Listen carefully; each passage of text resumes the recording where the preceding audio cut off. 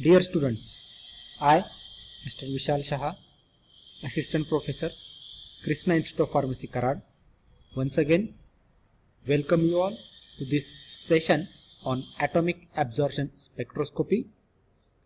In previous video, we have discussed about the principle of the atomic absorption spectroscopy as well as the difference between the atomic absorption spectroscopy and the flame emission spectroscopy, which is also known as the flame photometry. Also, we have seen certain advantages as well as the disadvantages of the atomic absorption spectroscopy, and we have started with the instrumentation of the atomic absorption spectroscopy. We have seen which are the different components, what is the construction and working of the instrument that is used in the atomic absorption spectroscopy.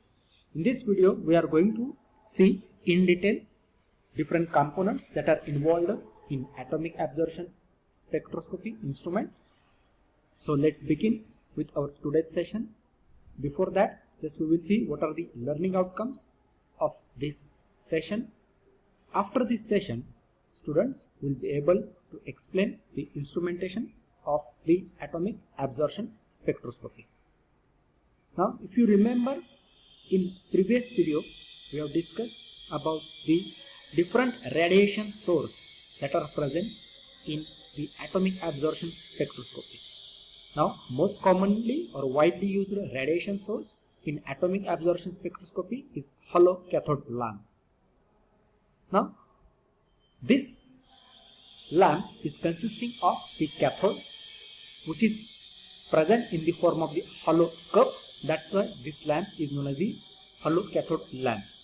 The use of radiation source is to emit the required radiations in the either ultraviolet region or the visible region. In cup is the element which is to be determined. For example, sodium. Means if we want to determine the sodium, we are going to place the sodium in the cup, that is on the cathode. The anode is made up of tungsten wire.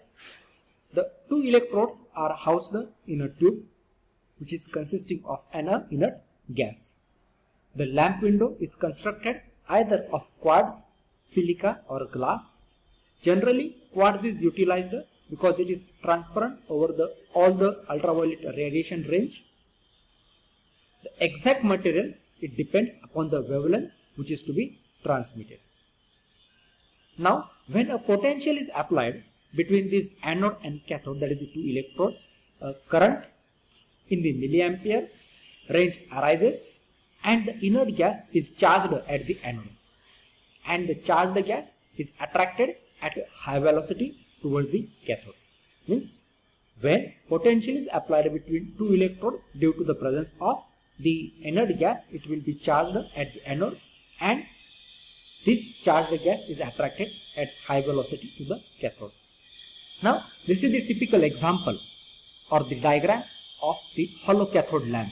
Here you can see, as I said, there is a presence of a cathode in the form of the cup, and in which we are going to place element that is to be determined. Anode is made up of tungsten wire.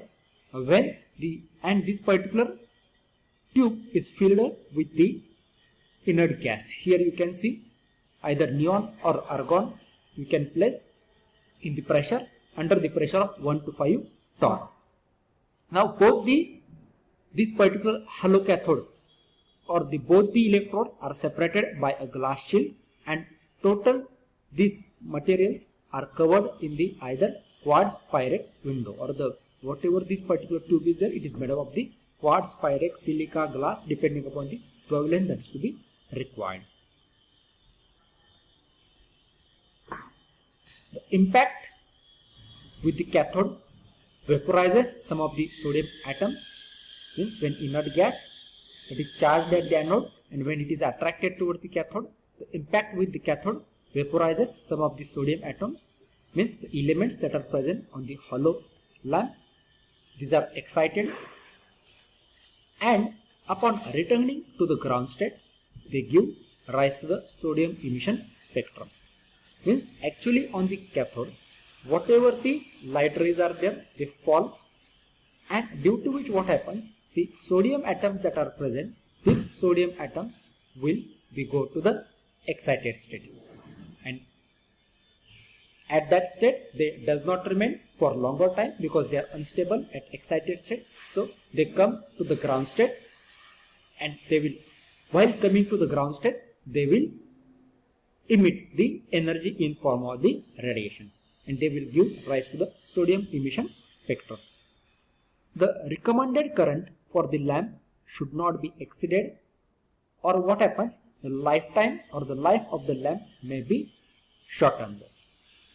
Means various manufacturers give the recommended current, so we don't have to cross this particular recommended current, otherwise what happens, that will lead into the shortening of the life of that particular hollow cathode lamp.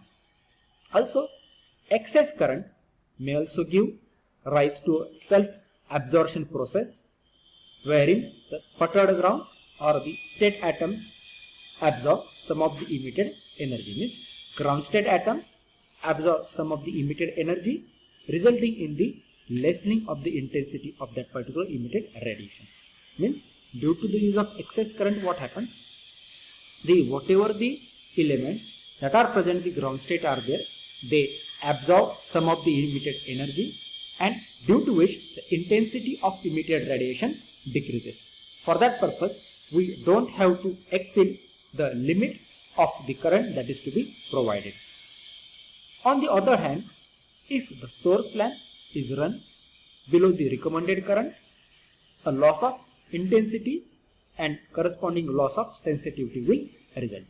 Means we have to run hollow cathode lamp at the recommended current only, because increasing current will lead into the shortened life of that particular lamp, or if we run it at the less current, then that will lead into the loss of intensity as well as the sensitivity.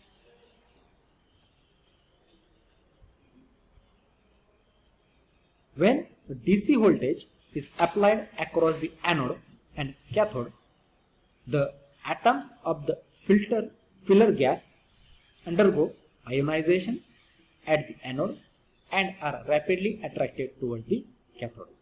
Means once a potential difference is arised between the anode and cathode, the atoms of inert gas that are present, they undergo ionization at the anode, and once they undergo the ionization, they will be rapidly attracted by the cathode. Then fast moving ions strike the surface of the cathode and physically displace the surface material of atoms of the cathode into neon gas. Means the fast moving ions strike the surface of the cathode and they will displace the elements that are present in the cup or the cathode into the neon gas or argon. Means whatever the inert gas that is to be utilized.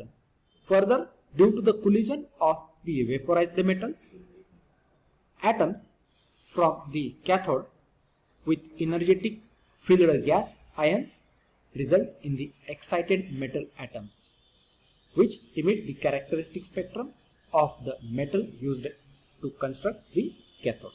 Means due to the collision between the vaporized metal atoms that are generated from the cathode with the energetically filled gas ions, that will lead into the excitation of metal atoms, and as I said, they will go to the excited state from the ground state, and where they will not stay stable, they will come to the ground state, and while coming back to the ground state, they will emit the characteristic spectrum of the metal that is used to construct the cathode. Means each metal will show a different spectrum depending upon which type of metal is to be utilized. Thus, the emission spectrum produced by a hollow cathode lamp is a sharp line spectrum of the cathode material and the filled gas. Cathode material, here for example we have considered the example of the sodium. The neon or helium gas that is filled in the hollow cathode lamp performs three functions. It is the main source of the current, carrying capacity in the hollow cathode, because the whatever inert gas is there, first it will go to the excitation and it will be attracted towards the cathode. So this is the main reason why the current will flow between the cathode and the anode. It dislodges atoms from the surface of the cathode. Means whatever the element that we are going to place in the cup of the cathode, it will be dislodged by the inert gas, and it is primarily responsible for the excitation of ground state metal atoms that are present. So inert gas plays this important role so that the excitation of ground state metal atoms can be easily carried out. The pressure maintained in the hollow cathode lamp is between 1 to 5 torr. So whatever the inert gas that is filled in these particular tubes, this is maintained at the temperature 1 to 5 torr. If higher pressures are maintained, the discharge tends to be unstable, and if lower pressures are maintained, the vaporization of the hollow cathode metal increases and the operating temperature also increases. Means also we have to carry out the maintenance of the temperature between 1 to 5 torr. If we decrease the temperature, that will lead into the vaporization of hollow cathode metal, and if we increase the pressure, then it will make that particular lamp unstable. The lines produced by the hollow cathode lamp are very narrow, that they are completely absorbed by the atoms. By this method, one can easily detect and measure the atomic absorption of that particular any element. Each hollow cathode lamp emits the spectrum of that metal which is used in the cathode. Means we have to use the metal for which we are going to carry out the detection, because that particular metal will emit the spectrum that is present in the cathode. For example, copper cathode emits the copper spectrum, zinc cathode emits the zinc spectrum, and so on, or sodium cathode will emit the sodium spectrum. Means depending upon the choice of interest or the element that is to be determined, we are going to place or we are going to use that particular metal in the construction of that particular hollow cathode lamp.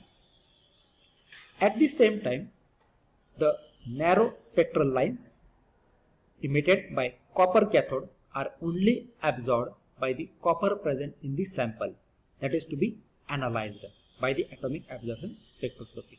Means if we use copper cathode lamp, this particular copper cathode lamp, they are used only, or the copper elements that are present, they will only carry out the absorption of the spectral lines that are emitted by the copper cathode. Similarly, zinc atoms will absorb the spectral lines that are emitted by the zinc cathode. For this reason, it is very different hollow cathode lamp has to be used for each element to be analyzed by the atomic absorption spectroscopy. So it is a disadvantageous, because it is not possible to construct the lamp, means separate lamp for each element that is to be determined. So this is the only disadvantage of hollow cathode lamp. Otherwise, this particular hollow cathode lamp is the most widely used lamp in the atomic absorption spectroscopy. So this is about the hollow cathode lamp. Other remaining part we will discuss in the next video. If you like the content of this channel, you can share and subscribe to my YouTube channel. If you have any queries related to the instrumental methods of analysis, then you can contact me on the above email ID. Thank you.